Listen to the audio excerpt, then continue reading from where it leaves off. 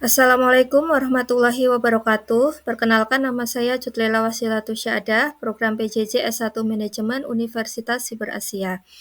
Pada kesempatan kali ini saya akan mempresentasikan mengenai praktik greenwashing yang terjadi pada proyek food estate di Kalimantan Tengah. Proses presentasi ini untuk memenuhi tugas terstruktur mata kuliah etika bisnis.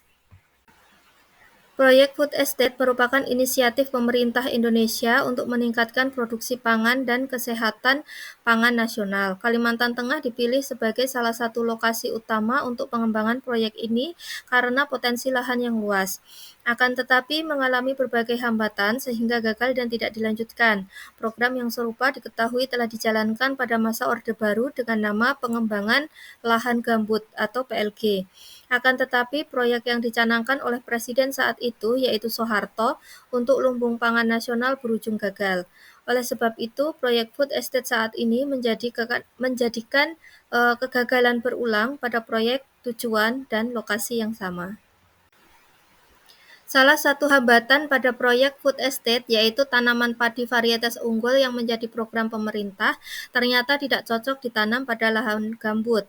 Sehingga petani merasa putus asa dan mengalihfungsikan lahan. Sebagian sudah menjadi kebun sawit dengan pertimbangan lebih menguntungkan dan tahan di tanah gambut meski ketika banjir, mengingat tidak ada langkah lebih lanjut dari pemerintah. Mengenai perubahan lahan sawah menjadi kebun sawit, saya cenderung tidak setuju. Lahan sawah memiliki peran yang sangat penting dalam produksi pangan pokok.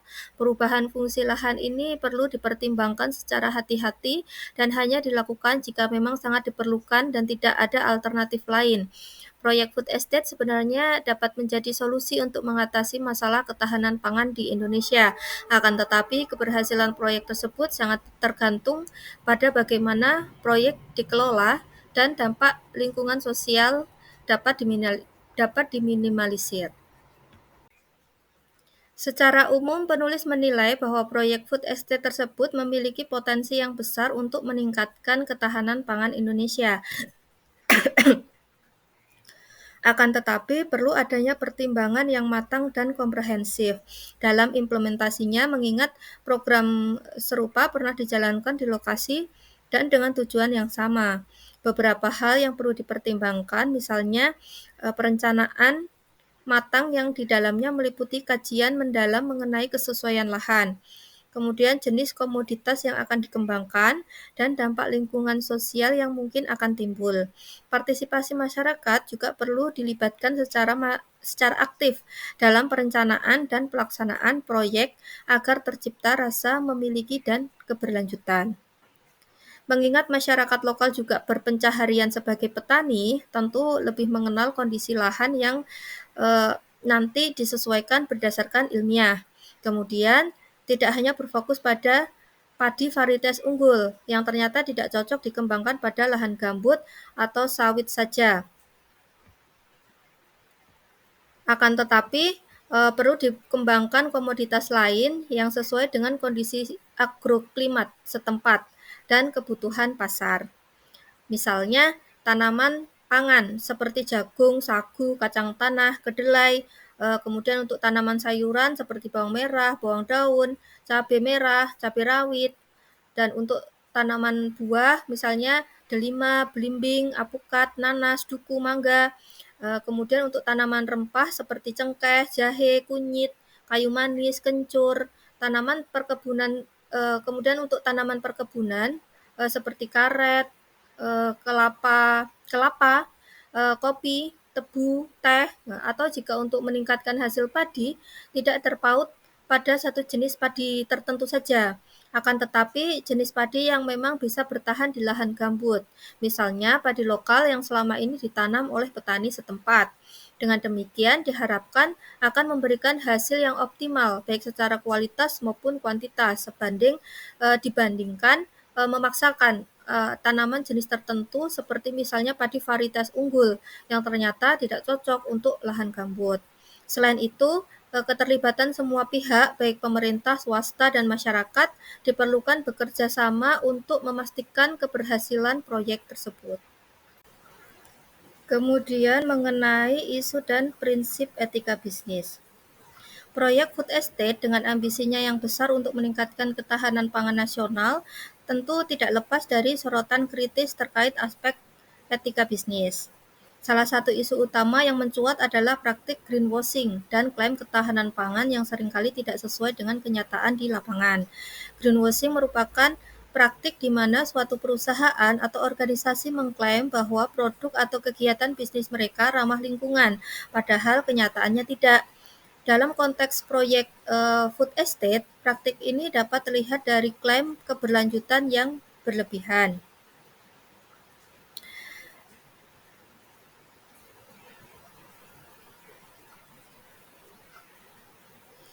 Yaitu misalnya proyek seringkali digambarkan sebagai solusi ramah lingkungan untuk masalah pangan. Akan tetapi faktanya banyak proyek tersebut yang justru merusak lingkungan, misalnya deforestasi dan pencemaran sungai. Kemudian yang kedua itu penekanan pada sertifikasi. Misalnya perusahaan mengklaim telah mendapatkan sertifikasi tertentu, misalnya RSPO untuk sawit berkelanjutan. Namun, implementasi di lapangan seringkali tidak sesuai dengan standar yang ditetapkan. Dan juga untuk yang ketiga, yaitu pemasaran yang tidak transparan, yaitu informasi mengenai dampak lingkungan dari produk yang dihasilkan seringkali tidak diungkapkan secara terbuka pada konsumen. Klaim bahwa proyek food estate akan meningkatkan ketahanan pangan nasional juga perlu dipertanyakan. Beberapa fakta di lapangan menunjukkan bahwa yang pertama,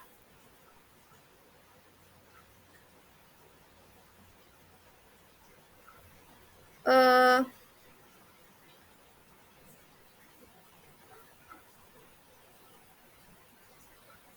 proyek seringkali terlalu fokus pada komoditas tertentu, misalnya padi varietas unggul atau sawit, sehingga mengabaikan keragaman pangan yang dibutuhkan masyarakat.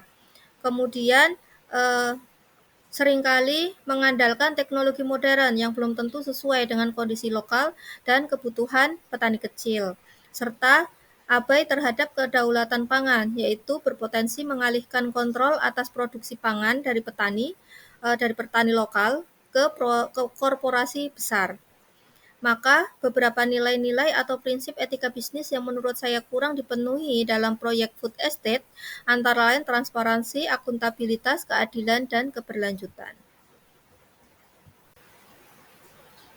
Beberapa saran konkret untuk pemerintah atau pihak terkait agar proyek food estate dapat berjalan lebih bertanggung jawab secara etika dan lingkungan, serta lebih fokus pada tujuan awal yaitu ketahanan pangan, di antaranya yaitu untuk transparansi seluruh proses mulai dari perencanaan hingga pelaksanaan harus dilakukan secara transparan.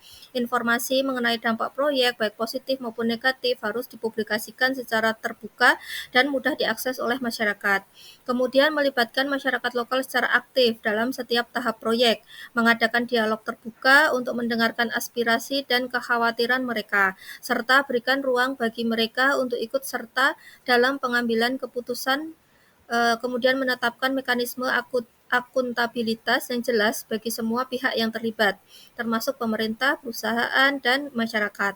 Adakan audit independen secara berkala untuk memastikan bahwa proyek berjalan sesuai dengan rencana dan standar yang telah ditetapkan, serta memastikan bahwa manfaat dari proyek dirasakan oleh semua pihak, terutama masyarakat yang paling rentan. Adapun langkah-langkah untuk memastikan proyek sesuai dengan tujuan awal, yaitu yang pertama dilakukan evaluasi secara berkala untuk mengukur keberhasilan proyek dalam mencapai tujuan ketahanan pangan.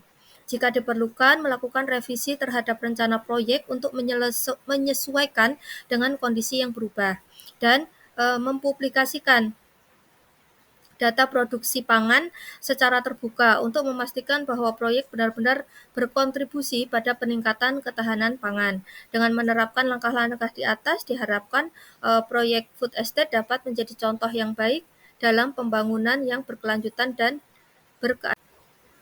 Beberapa peraturan pemerintah atau undang-undang yang relevan di Indonesia terkait pemanfaatan lahan untuk ketahanan pangan, konversi lahan, dan perlindungan lingkungan, yaitu yang pertama Undang-Undang Nomor 41 Tahun 1999 tentang Kehutanan, yaitu mengatur tentang pemanfaatan hutan termasuk konversi hutan menjadi lahan non-hutan.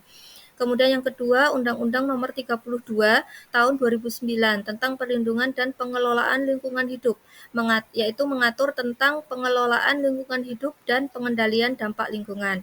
Yang ketiga, Undang-Undang Nomor 5 Tahun 1960 tentang Peraturan Dasar Pokok-pokok Agraria, yaitu yang mengatur tentang hak atas tanah dan pengelolaan tanah.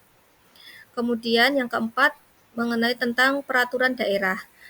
Jadi setiap daerah memiliki peraturan daerah yang spesifik terkait pengelolaan lahan dan lingkungan. Agar proyek food estate dapat berjalan sesuai dengan regulasi yang berlaku, beberapa langkah penting yang perlu dilakukan antara lain, yang pertama yaitu pemetaan regulasi, melakukan pemetaan menyeluruh terhadap semua peraturan perundang-undangan yang relevan, kemudian menganalisis setiap peraturan untuk memahami persyaratan, larangan, dan prosedur yang harus diikuti. Kemudian untuk yang kedua, konsultasi dengan ahli hukum, yaitu meminta pendapat dari para ahli untuk mendapatkan interpretasi yang tepat terhadap peraturan yang berlaku dan melakukan evaluasi risiko hukum yang mungkin timbul akibat pelaksanaan proyek. Kemudian yang ketiga, penyusunan AMDAL atau analisis mengenai dampak lingkungan yang komprehensif dan mengintegrasikan masukan masyarakat untuk memastikan kepentingan mereka terakomodasi.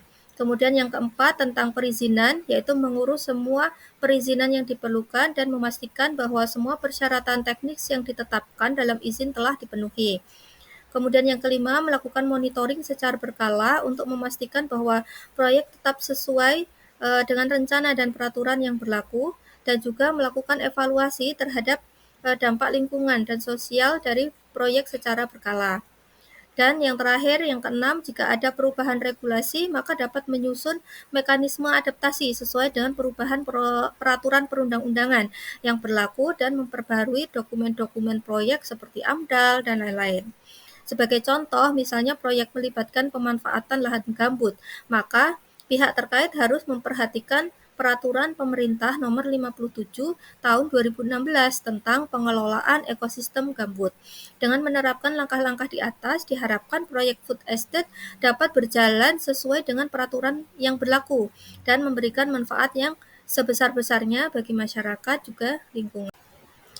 Untuk outcome yang diharapkan, yaitu jika proyek food estate diatur dengan lebih baik sesuai etika bisnis dan peraturan yang berlaku, maka akan memberikan dampak positif yang signifikan pada beberapa aspek, yaitu yang pertama dengan pengelolaan mengenai ketahanan pangan, yaitu dengan pengelolaan yang baik, proyek ini dapat secara efektif meningkatkan produksi pangan, terutama komoditas yang menjadi fokus, dapat mendorong diversifikasi komoditas pangan, sehingga mengurangi ketergantungan pada satu jenis komoditas dan meningkatkan ketahanan pangan secara keseluruhan. Dan dengan pasokan yang pangan yang lebih terjamin, diharapkan fluktuasi harga dapat diminimalisir. Kemudian untuk yang kedua, mengenai keberlanjutan lingkungan. Dengan menerapkan prinsip-prinsip keberlanjutan akan membantu kelestarian lingkungan seperti hutan, lahan gambut, dan sumber daya air. Berkontribusi pada upaya mitigasi perubahan iklim dan meningkatkan kualitas lingkungan hidup masyarakat. Untuk yang ketiga, yaitu jika proyek dilaksanakan secara transparan, partisipatif, dan memberikan manfaat bagi masyarakat, maka kepercayaan masyarakat terhadap pemerintah akan meningkat dan memperkuat hubungan sosial antara pemerintah, perusahaan, dan masyarakat, serta meningkatkan partisipasi masyarakat juga. Maka dengan pengaturan yang lebih baik, proyek food estate dapat menjadi solusi untuk mengatasi masalah ketahanan pangan dan sekaligus berkontribusi pada pembangunan berkelanjutan. Namun, hal ini membutuhkan komitmen yang kuat dari semua pihak yang terlibat, mulai dari pemerintah, perusahaan, hingga masyarakat. Demikian presentasi yang dapat saya sampaikan. Semoga bermanfaat. Assalamualaikum warahmatullahi wabarakatuh.